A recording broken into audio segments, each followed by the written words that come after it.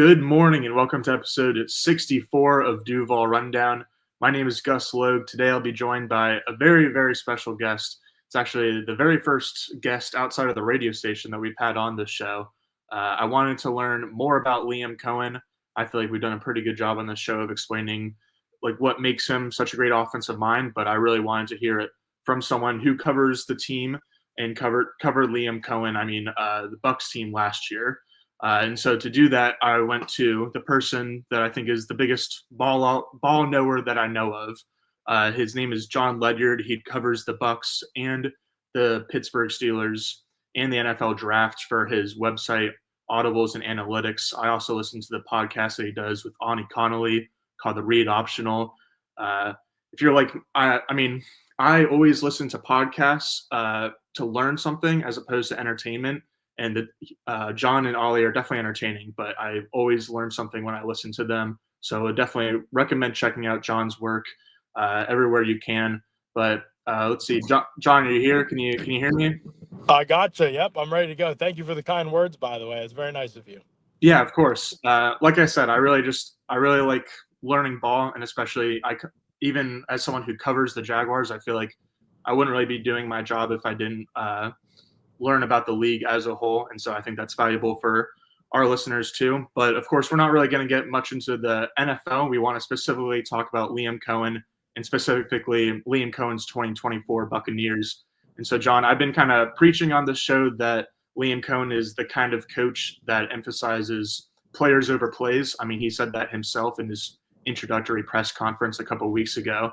And he's definitely seems like the kind of coach that will mold his scheme around his players, as opposed to what a lot of Jaguars fans saw recently with Doug Peterson and Press Taylor, which was kind of plugging players into their scheme, regardless of if it really suited player talents. And so I wanted to go kind of one by one with you through a few different Buccaneers players to talk about just specifically how they were maximized. So to start out with Baker Mayfield, the quarterback for the Buccaneers, who broke a few franchise records last year in his first and only year being coached by Liam Coen.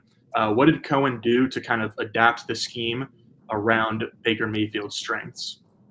Yeah, it's interesting because in some ways they're a really good fit. Liam Coen loves to run a variety of different stuff and not be super predictable. People talk about Liam Coen's system. They need to keep running Liam Coen's system in Tampa Bay. I don't know that people have that isn't really one thing. Liam Coen didn't really run one thing. And a lot of the stuff that he ran, even during his time, if you look in college at Kentucky, is not necessarily what he was running with the Bucs. He started trying to do some stuff early on in the season. He wanted to do kind of an outside zone and play action off of that and boot the quarterback. And that was kind of going to be a part of the system at least. But early on, he just recognized that the team could do a lot more, that the offensive line perhaps would be better served by running more gap scheme principle stuff. And so he started to gravitate more in that direction. And that became a big plus, I think, for the rest of the offense too. So it was sort of it was more like looking at the whole offense as a whole. And what do we do? And how can our passing game complement what we do in the run game?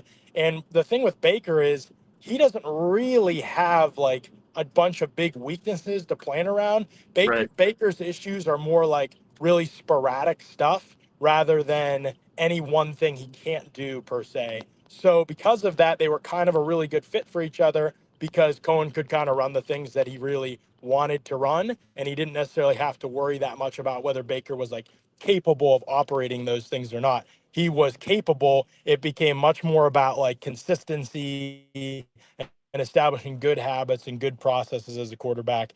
And that, I think, is where Coen was really helpful to him in trying to play that part of his game and curbing that part of his game, certainly at times. And so that's the nice thing about Baker. I think that's hypothetically a nice thing about Trevor Lawrence. I think the biggest thing Baker got better at with Coen was throwing to the middle of the field with timing and accuracy and really decisively. And when I watch Trevor Lawrence, that to me is also the area he needs to get better at. How do I anticipate the intermediate stuff and make those throws more consistently? Because if you look at any great quarterback, that's typically the area of the field where the great ones start to shine and everything else kind of comes along as it goes in their development. But when you can throw in the middle of the field and read out zone windows, check safety movement, check linebacker movement, and figure out how to attack that area, a lot of the stuff on the outside is easier in terms of the reads. It's more simplistic.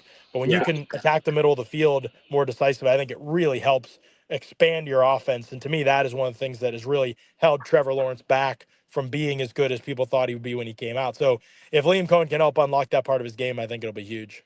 Yeah, that's a great note, and I agree with that. I think really ever since college, Trevor has been like amazing at throwing to the sidelines because of partly like his arm allows him to, but also what you said, it's a little bit easier to kind of read the coverages just on one side or to the sideline.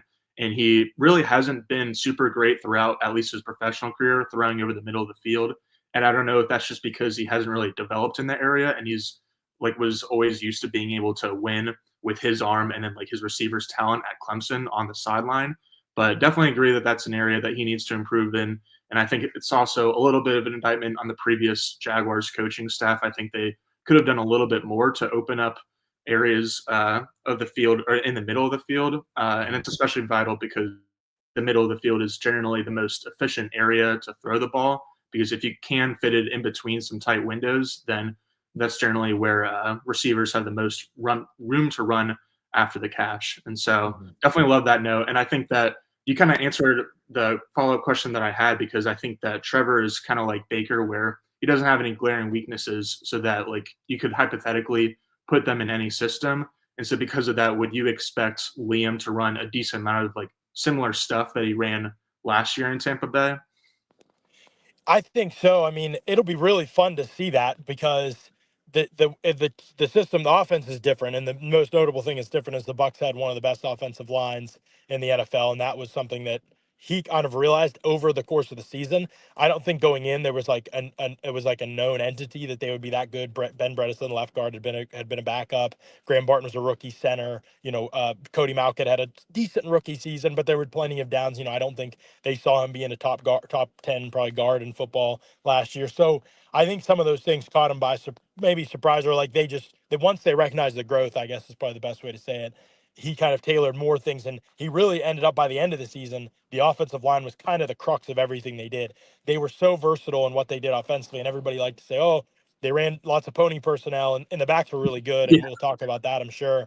But really everything was able to happen because the offensive line was so versatile. Like you could pull any guy on the offensive line, you could release any guy on the offensive line. They could all get to the perimeter in the screen game. So Hmm. all of these components, everybody could pull, everybody could pass that in multiple ways. You could have guys leave everybody one-on-one at a certain point. Usually Bredesen, they did leave him one-on-one, but he had some issues. But overall, the offensive line didn't limit what they did. They could true pass set a lot during the game and not feel like they were in jeopardy of losing 1v1s across the board. And so it was really because of the O line that they were able to have this massive flexibility as an offense. So that part to me is more important. People are going to focus on the quarterback probably, and I know I've seen people comparing, Travis Etienne to Bucky Irving, and I understand some of that stuff, and I don't think that stuff's not points that should be discussed.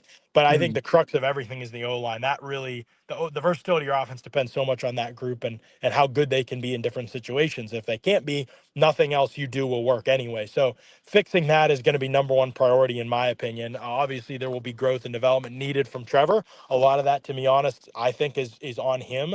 And if he can continue to take his craft more seriously, then that will improve. Like that will expand what they're able to run offensively.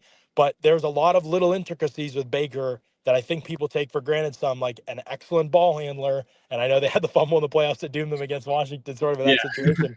But in general, like if you watch Baker over the years from college now, like he is able to do a ton of different stuff at the mesh point in the pocket because he's just a really good ball handler. His timing and all that stuff is typically excellent. So they're able to do a ton of stuff with motion. They're able to do a ton of stuff with backfield fakes.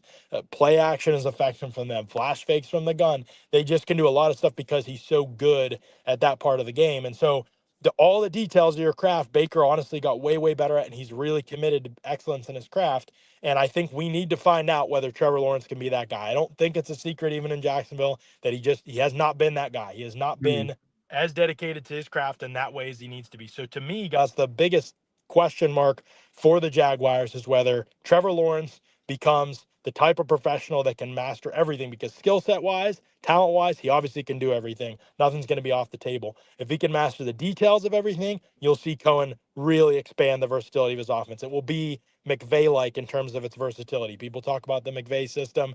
It changes every year. So I don't know what people are talking when they say that. Yeah. It is, people still act like it's outside zone play action stuff that he was running with Jared Goff when Jared Goff first, became a good quarterback. It's just Right. not. And so I think that's the thing with Coen. Like, he'll adjust to anything the players can do well. And because Trevor has such a skill set that doesn't have, strengths and weaknesses per se, outside of just consistency and details, things that can be improved on, a lot of it will depend on Trevor, and a lot of it will depend on what happens with the offensive line in the offseason. Yeah, absolutely. One thing that will make Trevor's job easier, though, as well as Liam's, is just the fact that they have number 7 on the roster, Brian Thomas Jr. Liam had a quote a few weeks ago saying he'll sleep easy at night if he gets Brian Thomas 10 targets a game. But I want to start by talking about Mike Evans, because you wrote a great article that I read on your website, Audibles and Analytics, about Mike Evans and how, like, similar to how you were saying people take some of Baker Mayfield's skills for granted. I think there's a lot of skills that Mike Evans has that are taken for granted, one of which is his route running. But can you talk about how Liam Coen really was able to maximize even a Hall of Fame talent like Mike Evans? Because I think that's one of the exciting things about Brian Thomas, is that as good as he was last year, I think there's a ton of room for him to grow as well. Yeah, and absolutely. It's probably as exciting for Brian Thomas as it is for Trevor Lawrence in a lot of ways, because, Yeah. I don't think a lot of what they did was great last year, and Brian Thomas is still amazing. And so, I mean, I'm not a fantasy guy, but I would expect him to be a very high pick next year for Mhm. most people, because they're going to throw the ball. Liam Coen wants to be aggressive, I think. He will invert the down. He will pass a lot on first downs, or at least he did with Tampa Bay. And so I'd expect that to continue. And I think Brian Thomas is going to be a real good recipient of that. The thing with Mike Evans that people didn't understand maybe in the past was, people have sort of labeled him from early in his career, because of the offensive systems he played in, really vertical, downfield passing offenses. And there was a stretch where he and Deshaun Jackson were the best go ball receivers in the NFL. Different styles. But Evans, throughout the course of his career, if you look at his body when he was a rookie and you look at his body now, it's totally different. He's just trimmed his body down more and more and more, and improved his conditioning more and more, and his explosiveness in and out of breaks. So he went from a guy who could moss anybody and run the vertical route probably as well as anybody. Just, you couldn't press him. He just ran right through you. And he Yeah. still does all that stuff. That stuff hasn't gone away in his game at all. But his game has been for years way more expansive than that, and way more detailed than that. I mean, Mike Evans is one of the best route runners in all of football, and I don't think people necessarily always think of him that way, because when he played with Jameis, and then even in Arians' offense, it was a lot of vertical downfield passing stuff.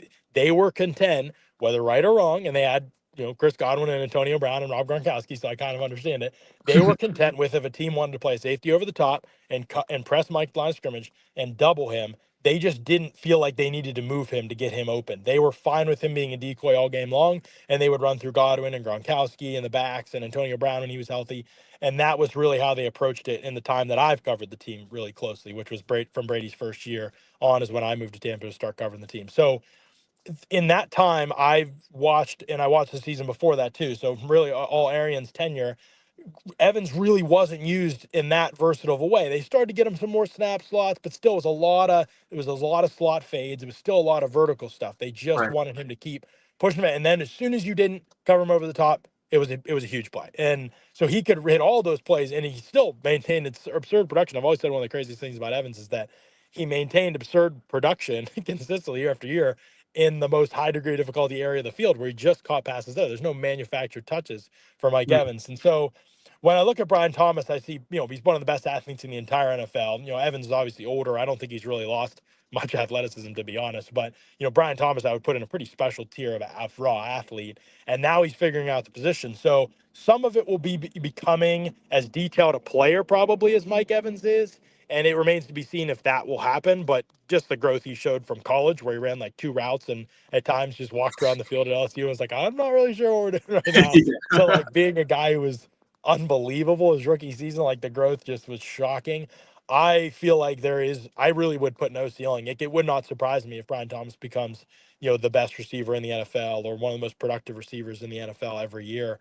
And Cohen is going to help with that because what he'll do is what he did with Mike Evans is he looked at what those guys did and he said, that's not good enough for me. Like, especially when Godwin went down, it was like, we're going to just get this guy the ball, period. Like, no matter what the coverage is, we're going to run through this guy. And so he would move him inside, which had happened in the past, but he moved him inside with the idea that he would run way more outbreakers, way more inbreakers. So he started to do a lot of the Chris Godwin stuff that had typically been done by Godwin, and he thrived in that role. So he made a lot of the tough catches over the middle of the field, working middle of the field zones, taking shots, running over routes, running digs, doing all the dirty work type of stuff. And he did that and had one of the most productive, second half of the season when he came back from injury was the most productive stretch of his entire career in yards per route run. Oh, wow. So it shows the versatility and specialness of Evans. The question becomes, will they treat Thomas the same way? Some of that I think will depend what other personnel they're able to get in there. But a lot of it will depend on Thomas and his development because Evans has obviously played a long time. I am really confident, though, as you said at the outset, Cohen is all about players, and his plays are great, but it's all because of what do my players do well? I'll tailor to that, and because of that, the plays will look great. And so I really expect Thomas to be maximized with whatever he's comfortable and capable of doing this year. And then as that skill set grows, I think he'll be more and more maximized. So I don't see any reason why Brian Thomas can't be a guy who does everything. We're going to probably find out whether that's true or not of him in a consistent fashion, at least over the next couple years, because defenses are going to respond probably differently to him than they did as a rookie now. Yeah. It'll be really fun to see whether when he gets as much attention as Mike Evans has gotten for years of his career now, if Cohen continues to use him with the same flexibility and versatility to use Evans. Because from a skill set perspective, I would imagine you wouldn't want to take anything off the menu with what Thomas, how he's built and just his movement skills and everything. You should be trying to lean in so much to his versatility that he does get 10, 15 targets, all the time. Yeah. No, that's the thing that stands out to me. I'm not even necessarily trying to put Brian in the same class as Mike, but it's just the clear similarity because I think that definitely myself included, but a lot of people thought of Brian Thomas as just a vertical threat coming out of college. And even at the beginning of his rookie season, he was kind of just a vertical guy. But it became apparent. It took injuries to Christian Kirk and Gabe Davis and even Evan Engram for the Jags to really expand his route tree and expand his menu of options basically and get the ball into his hands. But I think it's encouraging that like Liam didn't necessarily like wait around for like Chris Godwin to get hurt. Like I know that as you said, he did move Mike into the slot a little bit more after that. But I think from day one, it seemed like Mike Evans was put in better positions to succeed. But I did want to talk about Chris Godwin too, because he was, on a tear in the first half of the season before he ended up getting injured. But so, like, was there anything specific that Cohen did to kind of maximize Chris Godwin? Obviously, he's a monster out of the slot, can do a lot of dirty work, but is also great on crossing routes and down the field, contested catches over the middle. And so, I don't know if there's anything that Cohen specifically did, or maybe it was just like a just monster year from Chris Godwin because he's a monster guy. Yeah, I don't think there was anything like crazy about Chris Godwin's route distribution that changed dramatically. Right. They had a kind of already stopped using him more as in a vertical sense a good bit. He wasn't playing on the outside much. They really brought him back. Canales had sort of said you're going to be inside and outside, which actually I didn't dislike about Chris. I think he can play on the outside a lot more than probably people think of him as, where most people just think of him as a big slot. But really, Cohen kind of got away from that. If he was outside, it was really in like reduced split stack formation type stuff. It Hmm. wasn't like he wasn't used as like a true X at all, really. And so he was pretty much playing just in the slot. His blocking was obviously helpful. I think in the last system, they really asked a lot of him as a blocker under kind of the Arians Leftwich regime, and Canales kept some of that stuff. And Cohen certainly asked him to block, no question about that. But I think it was just in a lot more advantageous situations as a blocker, like using him as like a wing. I don't know that that's like no real wide receiver. I mean, maybe Matt Collins, but there's not many guys who really like do well in that kind of a situation as a blocker. So I Yeah. think the scheme was really friendly to him. The thing that Chris Godwin does really well is run the outbreakers too. Everybody talks about him as a middle of the field guy, but he's just really good at the top of the route. And the best part about the season for Godwin was he seemed like he was getting his explosiveness back, that he's sort of lost a little bit.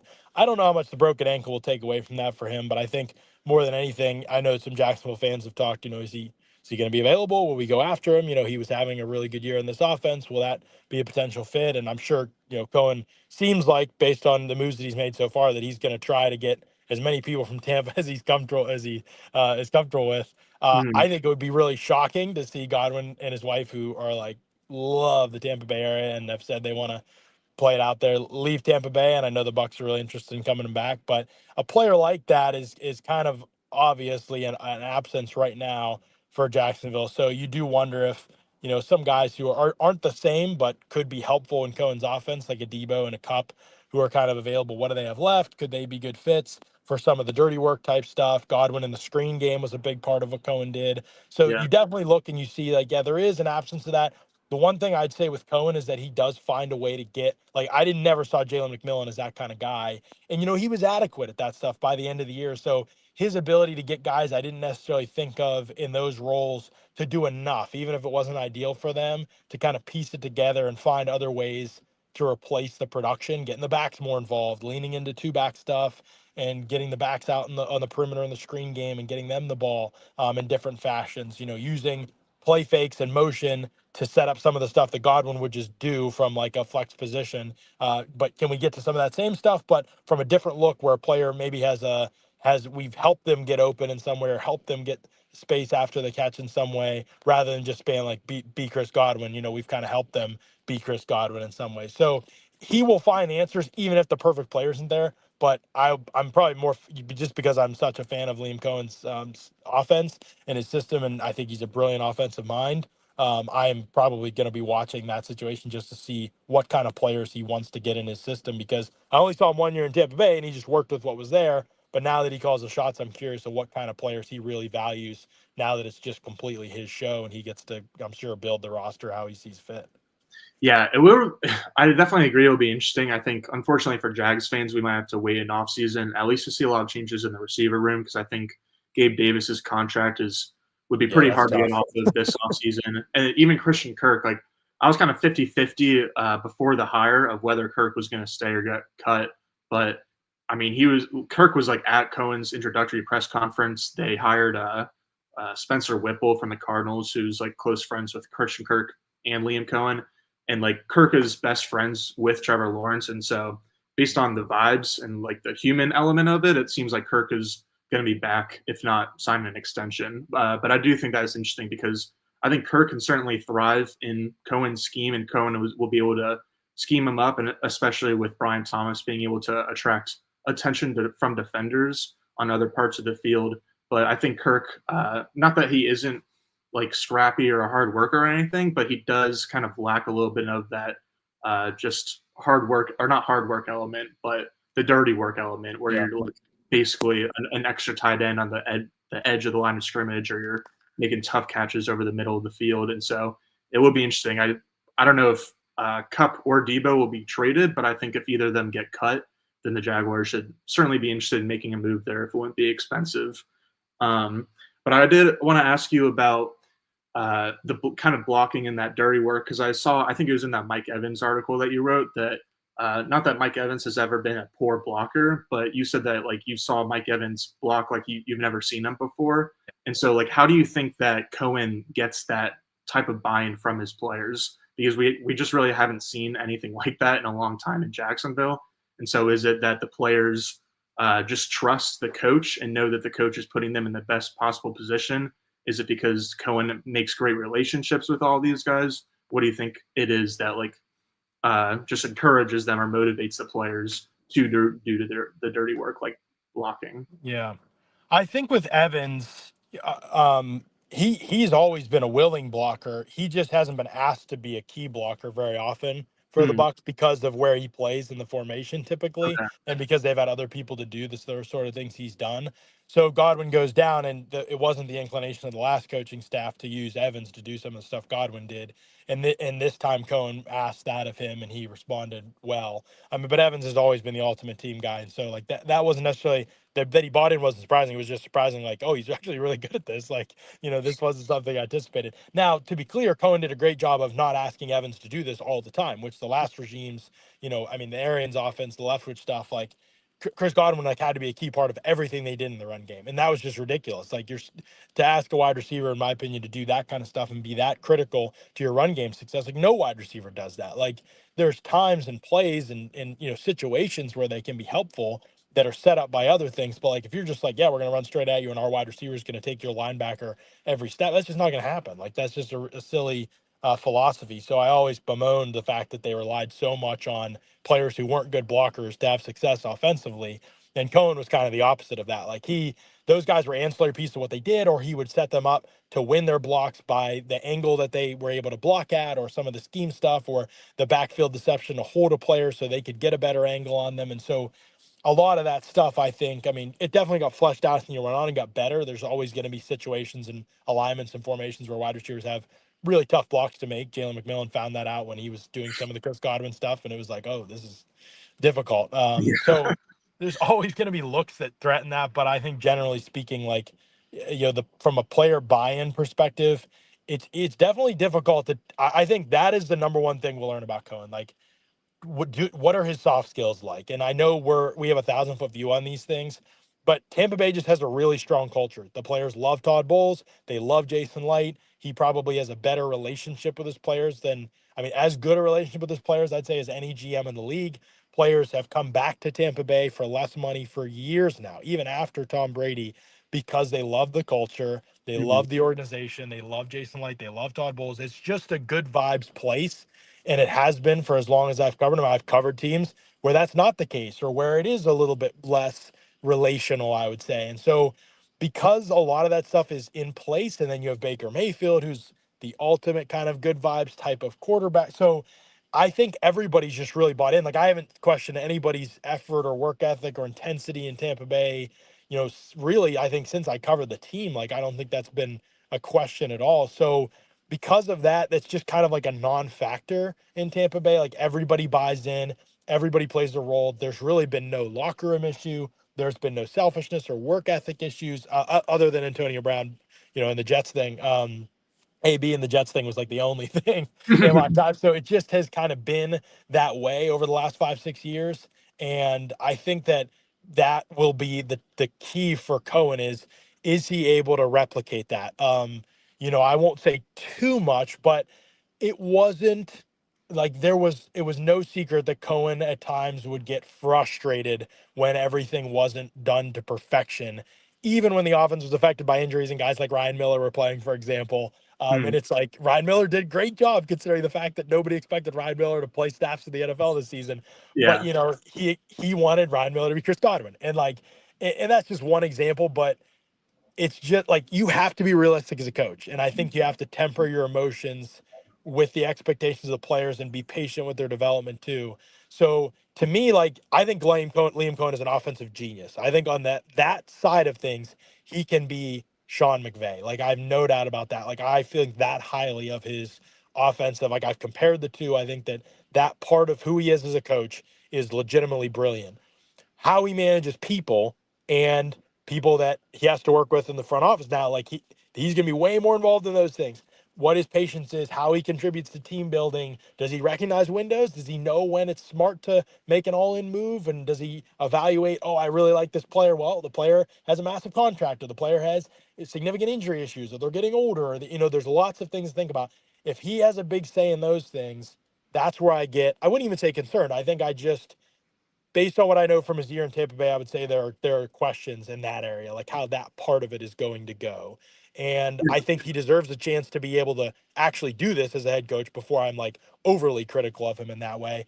But I think his success, like the thing about McVay that's so unique is not only is he a genius, but he's one of the few geniuses in the league who actually like is an approachable human being, Yeah. actually has really soft skills, likes to work with other people. Like watch any behind the scenes Ram stuff and you'll see how he interacts with Les Snead. He can be ultra passionate, but there's no backbiting. There's respect given to other people. He knows how to talk to other people. His soft skills are just absolutely elite. And I think that part with Cohen, I don't know. And I think that will be the big question mark. I think a lot of people in Tampa that are kind of, well, I want to see how this goes with Liam Coen. Like, I think they want to see him prove it in that part of the skill set of being a head coach and probably all the other hats he'll wear in the organization, given the power that he's been given. And I think if he fails, it's going to be because that part didn't develop. I would be shocked if it's because he's just like not a good enough offensive mind or something like that. Yeah, no, I think that's fair. And it's not even that you're critiquing him. It's just it is a question mark. We gotta kind of wait and see Right. what happens in terms of if he has the people skills. And as you said, it starts with Trevor Lawrence. It's definitely the big one, but it really goes to everyone in the building and whether they can establish good communication and establish the type of culture that is over there in Tampa Bay. And so, yeah, definitely agree that the soft skills, the people skills is a question mark. But just to kind of wrap up, I think that we established that what makes him such an offensive genius is that he emphasizes players over plays and puts his guys in the best possible positions to succeed. But is there anything else that kind of stands out to you that like just makes you so confident that he's got the goods as an offensive play caller? Would you say that like play Yeah. sequencing is probably the number two thing that stands out to you? Yeah, I mean, there's so many things, honestly, Gus, but like I really think that the usage of players like is a big one we've talked about. I know people are the wide receiver room in Jacksonville. Should we go get this guy and that guy? He will probably want different players because, like I said, like I think the fuse can sometimes be a little bit short.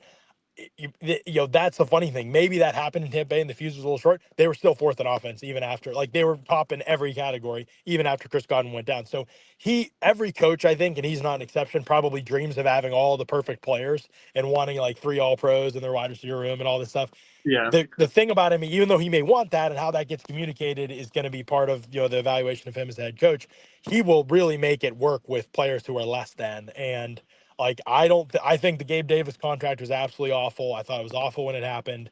It's probably still an awful contract. Yeah. He'll get more out of Gabe Davis than I think anybody else could this next year if Gabe is able to stay healthy. And so I really feel confident that he'll maximize every piece of what the team has because he's that smart as a coach and he can recognize skills to that level as a coach. The sequencing, yeah, is really fun too. Not a lot of examples throughout the season of him really, second and long, we're just going to run it. Like you see some of the worst, like Bobby Slook, everybody raves about Bobby Slook. Yeah. Oh, how did he get fired? Well, watch the Texans. They have massive protection issues, and he's one of the worst play sequencers in the league. And he may have some good ideas that basically are just copied from Shanahan's original playbook, but those things will kill you as an offense. Like, so Cohen does a really good job. Okay, we need to be aggressive on this down. That gives us the best chance of understanding how to convert this set of downs.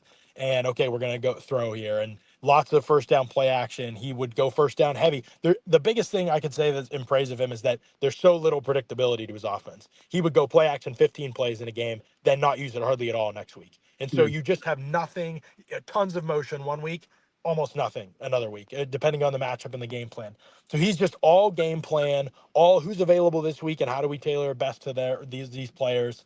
And there's so much expansiveness to the run system, or at least there was this year. I don't think that's always been his thing, but he showed this year that can happen. That I really think that part of it is so much is built off of that right in their offense because they could run anything from any formation that will allow them to also be able to maximize the passing game out of every formation. So I know all these things. I mean, again, from a fit perspective, the way it happened, we can all quibble about it. And I joke Jags and Tampa Bucks fans have been at each other's throat on social media and stuff. And Yeah. I don't care about that part as much. The way it happened, like that, evaluating that part is in the rearview mirror now. The fit between Cohen and Jacksonville is perfect, in my opinion, from an on-field play perspective. Like I said, lots to learn and evaluate still with Cohen, but he is exactly the type of coach that if they're going to get out of this rut with Trevor Lawrence, and as an organization, like I think he's the perfect on-field guy. Now, culture, that part I think is the part that we still have yet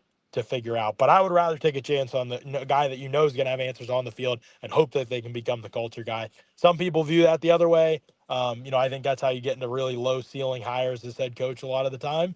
But it worked out for teams like Washington and stuff this past year. So there's no perfect way to do it, but I definitely think that that they made the right hire in the end and bringing Cohen in. He has all the goods of what they need to be able to maximize.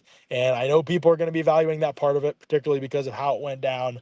And I'll be evaluating that part too, because, I think the on-field stuff, you're still going to be able to look at Coen. He was only 1 year as an OC, but the real story is going to be Trevor Lawrence. Like that's the real story here is can he become one of the best quarterbacks in the NFL, which is what people have hoped and held on to the fact that he would be. And he just has not been straight up. And I Mhm. think Coen and his personality and relationship is going to be interesting because Coen is very driven to be like amazing at this. And he will, as we've seen, piss people off and fracture relationships, whatever it takes to be able to be great at this thing. And, you can talk about the ethics of it and all that stuff, but that's who he is. There's no denying it. Is Trevor willing to be that type of a quarterback from a preparation, from a work ethic standpoint, from a time commitment standpoint? Is he committed to being that type of guy? Because talent wise, I think he can get there, but the rest of his game has to get there as well. And so that relationship is going to be absolutely fascinating to watch to me because Baker and Cohen were cut from the same cloth. And it will be interesting to see if Trevor and Cohen are also cut from the same cloth. Yeah, absolutely. You broke it down well. Unfortunately, John, I think you're going to be known as the only Gabe Davis believer going forward for Jacksonville Oh, fans. no. I don't want that mantle. Like just relatively a believer because everyone else is like trying to do all of the contracts math to see how they can get out of it. But I think that's a really good note that he's going to maximize not just Trevor and Brian Thomas, but also guys like Gabe Davis and really the whole roster and whatever he has in the cupboard. But John, I'll let you go. We went a little bit longer than I thought we would, but really, really appreciate your insight. You can find John at Ledyard NFL Draft right on Twitter/X. And his website is Audibles and Analytics. He's got a PFF show with Trevor Sikkema. He's got a podcast called The Read Optional with Ollie Connolly. John, is there anything else I missed or anything that you're working on right now you wanted to share? Yeah, no, draft stuff, that's the big thing I do this time of year. I'm writing draft scouting reports. So I have a bunch of scouting reports up on the site on different prospects, and I'll have a ton of those go up during the draft season. And so if you're interested in draft stuff, and I think as an evaluator, I am like particularly like unbiased, and I try to be like, I look at things definitely from my own perspective. And so if people are kind of interested in that kind of thoughts and analysis, they can go check those out on the website. And then Ollie and I, as you mentioned, we do NFL related podcasts twice a week. And so those are typically we've done 3 now on coaching fits and the fit of coach to personnel and that kind of stuff now this off season. So I think one of those is free. The subscription paywall is just like it's $50 a year or $5 a month. So it's not very expensive, I don't think. It's like a cup of coffee a month basically to Yeah. subscribe, and you get a bunch of podcasts, tons of written scouting reports, lots of other thoughts on different teams. But it's really NFL based podcast stuff with Ollie and I. And yeah, our podcasts are pretty long, but people can pause them and go back to them and that kind of stuff. But yeah, we do a lot of coaching analysis fits, scheme analysis fits, and then we'll do a ton on free agency fits and trades that happen in the offseason. And obviously, we'll have a ton of draft stuff starting. Ollie's sick right now, but I think if we don't get a start this week, we'll start next week heavy into draft stuff, looking at prospects and evaluations and position rankings and tiers and that kind of stuff. Sweet. I guess while I have you, this could be a 2-word answer, but since you're a draft guy, do you have any thoughts on who the Jaguars should take at 5th overall?